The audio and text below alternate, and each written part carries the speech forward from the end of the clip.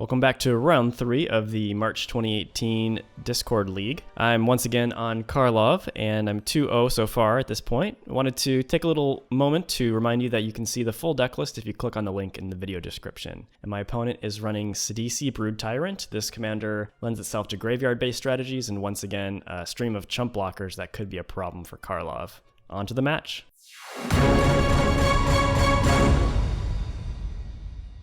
Okay, I'm in the play and I see a opening hand with no lands, so obviously that has to be shipped back. Let's see if my 6-card hand's any better. I got 1 land, but that's a little dicey. Some expensive cards got an opposite at, so I'm going to mulligan that one too. 3rd hand's much better. I got Legion's Landing, which is a nice mana curve into Karlov, into Tymna, so I'm going to keep that. I see Collective Brutality, but I'm going to scry that to the... No, I scry it to the top, but it's going to get shuffled away.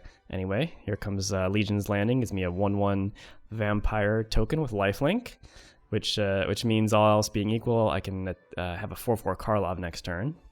All right, he plays Thought Scour. Just bins 2 cards, draws another one. I draw Stoneforge Mystic, so it's kind of a open debate whether this would be better than Karlov on turn 2.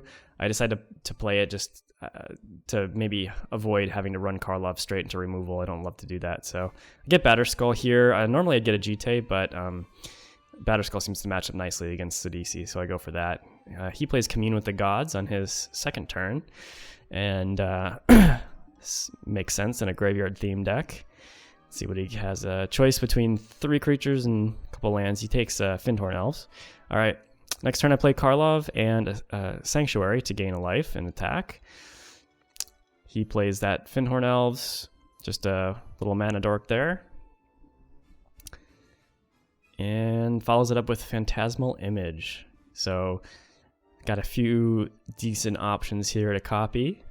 Looks like he's going to copy the Stoneforge Mystic, so he gets a Skull Clamp with that. All right, I attack with everything here because I want to flip my Legion's Landing.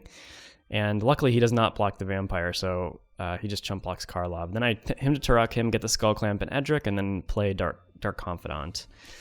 So I'm pretty well set up to start the card advantage train rolling here next turn. He plays Prophet of Kruphix, which is a really powerful card. Passes the turn.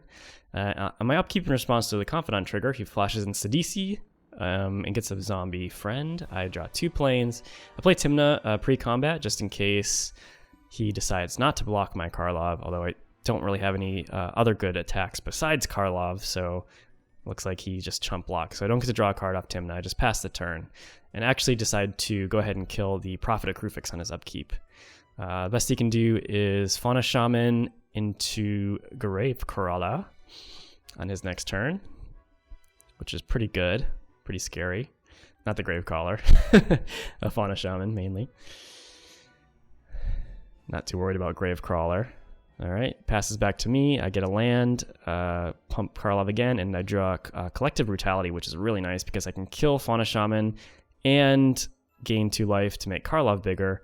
So now he's chump blocking again and just gives up at that point. I don't even get to play Batterskull, so that went pretty well. On to game 2. This hand looks quite nice. I have a lot of disruption. Decide to keep it. He goes Utopia Sprawl on his first turn, so he's racing ahead on the mana front. I don't really have any acceleration in my deck. All right, I go Inquisition or Kozilek to see a couple cards here. I take the Earthcraft because that's the scariest card in the longer game, which this could end up being. Especially with his Utopia Sprawl, Earthcraft's really good. So he plays Bloom Tender, passes. All right. I play my fetch land, get a scrub land, and then Fatal Push the Bloom Tender so he can't make extra mana with that.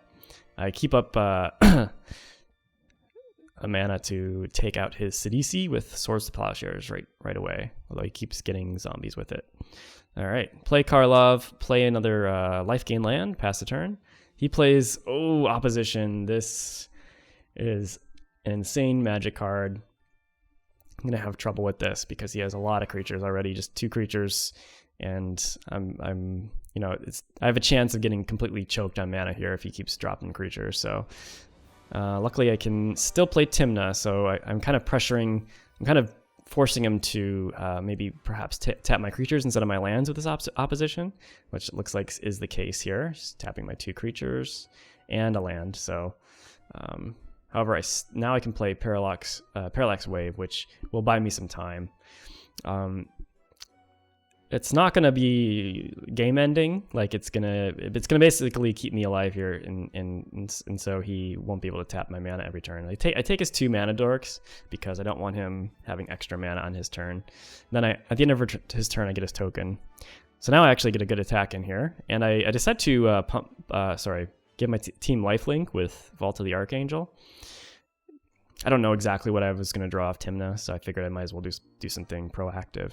On his turn, he plays Thragtusk, so that's kind of annoying, although he's only had 1 creature now. Can't really Parallax Wave the Thragtusk.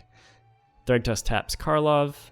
I play Ajani's Pridemate pre-combat, because I'm going to be gaining life with Tymna on this attack, so I want to get an extra counter off that. So the original Karlov. And then actually I attack with both things. So I get actually two instances of life gain between the Shambling Vent and the Tymna. And then I go Sacred Cat, post-combat. And I'm starting to flood the board with creatures. He's going to get his creatures back from Parallax Wave next turn. All right, he plays Valrest Stronghold. Really strong land in a long attrition-y game. And then he plays Leovold. Needs no introduction here. Emissary of Trest comes out, and he has 2 creatures to use with opposition. Actually, he has 4 creatures to use with opposition because they go away, and still during my upkeep, he can use the ones that came off the Parallax Wave. All right, so looks like he missed tapping the Sacred Cat, so that's nice. I take this opportunity to kill Leovold with Karlov's ability. Attack with Sacred Cat, get some more counters, play a Selfless Spirit, play Hopeful Eidolon. And now I'm just trying to kind of flood the board with creatures to kind of overwhelm his opposition, so to speak. Hopeful Eidolon, of course, just another 1/1 lifelinker, but really good in this deck with a Bestow potentially on a huge Karlov can really save you. All right, my opponent plays Liliana the Last Hope, which is pretty scary here. Pretty good card for him. But he decides to -2 to get a creature back from his graveyard. So he gets Gilded Drake back from his graveyard, and then he casts it. So this is a great card in any blue deck, pretty much. He's going to try to steal my Karlov, but I have Brave the Elements to prevent that from happening. So the exchange will never happen, which means Gilded Drake is sacrificed. Karlov is pro-blue. All right.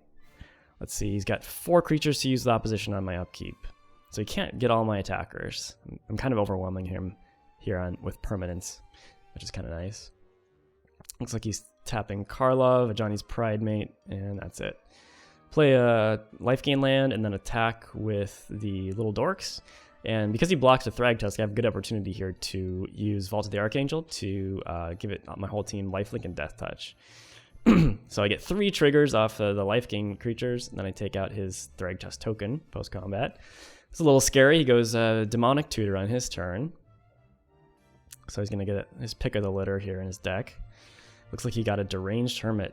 Oof, this is nice when you have opposition. This makes 5 creatures and even sacrifices itself for potential shenanigans with or a Stronghold or something like that. So opposition is tapping, I believe, my entire team here, looks like. Yep, entire team is tapped. So, however, I still have this Shambling Vent, so I can activate that. Attack in for 2, get 2 life gain triggers, and draw a card off Tymna, play Soul Warden. So that actually wasn't looking like it was going to be a productive turn, but it turned out to be pretty darn productive. And I still have this Faith Shield here if I need it. All right. On his turn, he decides to sack the Deranged Hermit, and then he plays Diabolic Intent. So he's going to kind of has 2 turns in a row here with a Demonic Tutor type effect. He just had to sacrifice a creature. It looks like he loses his Land of War Elves, and Craterhoof Behemoth comes out. He has exactly enough mana to use that. So I'm at 34 life when this hits play, although I gain a life from the Soul Warden. This would do probably enough to kill me. I didn't actually do the math, but luckily for me, Karlov has a lot of good abilities. So I exile Craterhoof and squirrel token for good measure.